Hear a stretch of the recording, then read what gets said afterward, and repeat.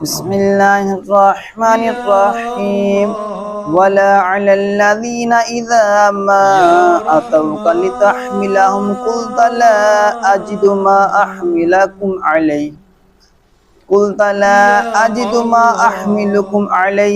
تولوا واعینهم تفیض من الدمع حزنا الا یجدوا ما ينفقون انما السبیل علی الذین یستأذنونک وهم اغنیاء رضوا بأن یکونوا مع الخوالف وطبع اللہ علی قلوبهم فهم لا یعلمون۔ ترجمہ کنز العرفان۔ اور نہ ان پر کوئی حرج ہے جو آپ کے پاس اس لیے آتے ہیں تاکہ آپ انہیں سواری دے دیں، لیکن آپ فرماتے ہیں کہ میں تمہارے لیے کوئی ایسی چیز نہیں پاتا جس پر تمہیں سوار کر دوں، تو وہ اس حال میں لوٹ جاتے ہیں کہ ان کی آنکھوں سے اس غم میں آنسو بہہ رہے ہوں کہ وہ خرچ کرنے کی طاقت نہیں رکھتے۔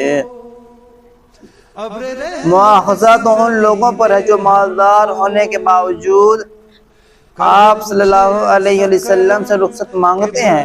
انہیں یہ پسند ہے کہ عورتوں کے ساتھ پیچھے بیٹھ رہیں، اور اللہ نے ان کے دلوں پر مہر لگا دی تو وہ کچھ نہیں جانتے۔ وَلَا عَلَى الَّذِينَ، اور نہ ان پر کوئی حرج ہے۔ اس آیت کا شان نزول یہ ہے کہ حضرت عبداللہ بن عباس رضی اللہ تعالیٰ عنہما فرماتے ہیں سرکار دو عالم صلی اللہ علیہ وسلم نے لوگوں کو اپنے ساتھ جہاد میں جانے کا حکم دیا تو صحابہ کرام رضی اللہ تعالیٰ عنہم کی ایک جماعت آپ علیہ السلام کی بارگاہ بے کس پناہ میں حاضر ہوئی۔ ان میں حضرت عبداللہ بن مغفل رضی اللہ تعالیٰ عنہ بھی تھے۔ انہوں نے عرض کی یا رسول اللہ صلی اللہ علیہ وسلم ہمیں کوئی سواری عطا کیجیے۔ حضور اکرم صلی اللہ علیہ وسلم نے ان سے فرمایا اللہ کی قسم میرے پاس کوئی سواری نہیں کہ جس پر میں تمہیں سوار کروں۔ وہ روتے ہوئے واپس چلے گئے کیونکہ جہاد سے رہ جانا ان پر بہت گراں تھا۔ ان کے پاس زادیرہ نہ تھا اور نہ ہی سواری۔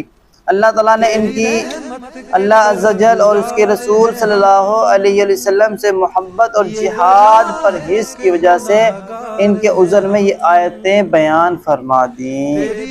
اب یہاں پر ہم نے ایک لفظ سنا حرص۔ اب یہ دیکھیں حرص ہم سنتے ہیں کہ برا لفظ ہے۔ برا لفظ تب ہوتا ہے جب کسی مال و دولت پر یا کسی اور دنیاوی نعمت پر حرص ہو، لیکن اگر یہی حرص دین میں اور رب کی محبت میں، حضور کی محبت میں، نمازوں کی محبت میں اور دینی معاملات میں ہو تو یہ رب عز و جل اور اس کے حبیب لبیب صلی اللہ علیہ وسلم کو بہت پسند ہے۔